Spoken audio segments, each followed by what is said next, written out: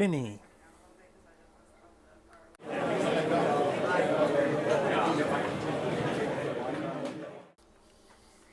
Hi, and welcome back to part number 9, the finale of the Tamiya 135th scale German 3.5 ton truck and 3.7 millimeter centimeter anti-aircraft gun.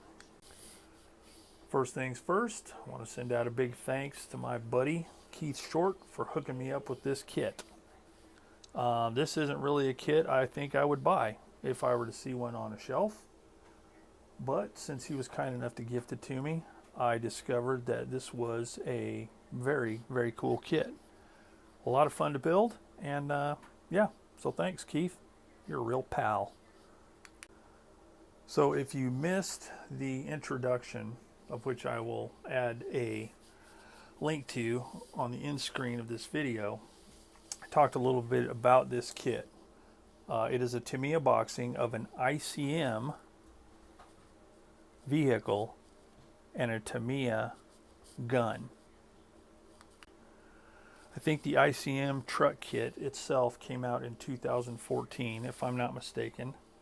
And then the boxing with the truck, the gun, figures, and accessories, those all came out as one package in 2017. You can check ScaleMates if you want, but I'm pretty sure that's what it is. And in reality, this boxing consists of 3 kits: the ICM truck, the Tamiya gun, and then these accessories, the fuel cans, water cans, and fuel drums, are a small accessory kit that is available from Tamiya.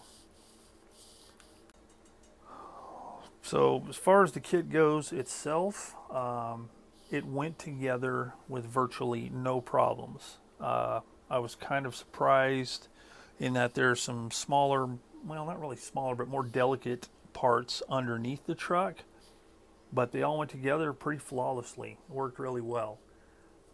Everything fit together well, not too taxing on the abilities, and with some careful thought and pre-planning, even the painting was pretty easy.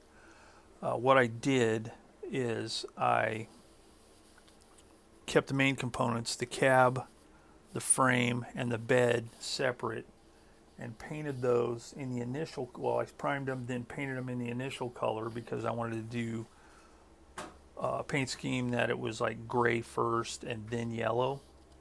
And then I did the yellow once everything was put together. And that was really easy to do.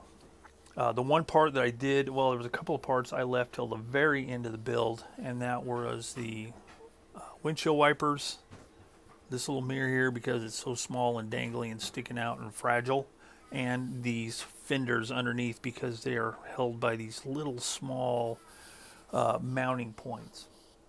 But all worked out, no problems, everything went together after the fact just fine. The gun itself, to use a phrase that gets pretty well worn, was typical Tamiya. It all fit together, no fit problems. The instructions were clear. It was nice. It was all great. Painting it, I did in carefully planned stages so I could get the inside parts that are hard to reach with an airbrush. But in the end, it all got painted, weathered, everything, no issues. Everything fit together great. You know, what can I say? It's Tamiya. But really nice little kit all on its own. The accessories, they were pretty good. A little bit of alignment, alignment issues with the barrels. When using the pins and putting them together, they were off just a little tiny bit, which would have created, a lot of cleanup and some alignment problems with these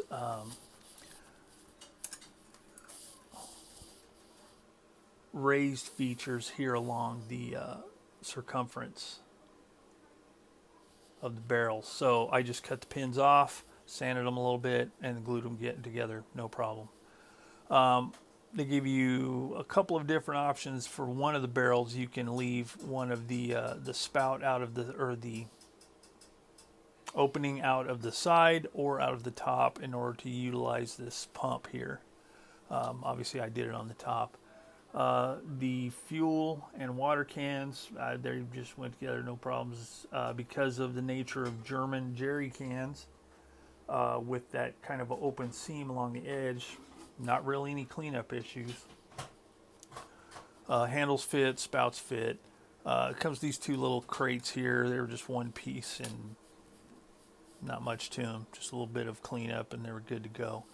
The figures are pretty good. They are Tamiya figures. I don't know what circa they are. I don't know what year that they were made, but the detail is pretty good on them. A little soft in places. The face sculpts on some of them were pretty good, and on others they were a little bit wonky. But for my purposes, since they're just going to be sitting in the back of the vehicle, just to add a little bit of interest, close scrutiny won't be an issue.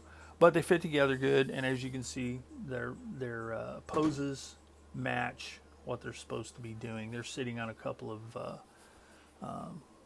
jerry / water cans in the back of the truck. Now, as my buddy Jim Deck said, those two troopers are slackers because there's not much in that truck. Now, granted, this is the stuff that comes with the truck, and it's not a whole lot, but I just basically wanted to build it out of the box. But if a person wanted to, you could add a whole lot of extra stuff in the bed of that truck. You can get value gear, cast resin stuff. There's all kinds of aftermarket stuff. You could pile that thing full. As far as the paint, I used a mixture, not a mixture, but a mix of Tamiya, MRP, SMS, and Mr. Surfacer 1500 for the primer. One interesting aspect of the kit is the fact that since this is Tamiya and this is ICM, the Tamiya tires are styrene one-piece jobs, whereas the ICM wheels and tires, they're separate, and the tires are a vinyl material. Now, vinyl can be kind of problematic at times, but these I found weren't that bad. They were pretty easy to clean up. One side of the actual tire was cleaner as far as the mold line or the seam line from the molding process. So it was much easier to clean off. And just going out on a limb, I used MRP acrylic lacquer paint on these tires to paint them a rubber color. None of it flaked off. It didn't decrode the material. So it worked fine, and they fit on the rims pretty well. So don't be put off by the fact that they have vinyl tires. They will work. A water-based acrylic might flake off. I don't know. You know, something like Vallejo or Mission Models or whatever. Those might flake off with flexing, especially if you do like I did. I mounted the wheels without the tires and did the tire part. Everything was already painted and ready to go, and I put those on afterwards, and I didn't have any problems with any flaking paint, so that's a good thing. So that's pretty much it for the kit. On the beginner to expert scale, I would maybe say not so much beginner kit. I mean, I would not recommend this for a first-time builder, but a person with, you know, half a dozen kits under their belt, maybe of this type, you know, vehicle type kits, I think it could be built. Not really that difficult. It takes a little patience for some parts, and overall, it just turns out to be a really nice kit. So again, thanks Keith for the kit. I appreciate it. And I hope all of you enjoyed following along on this build.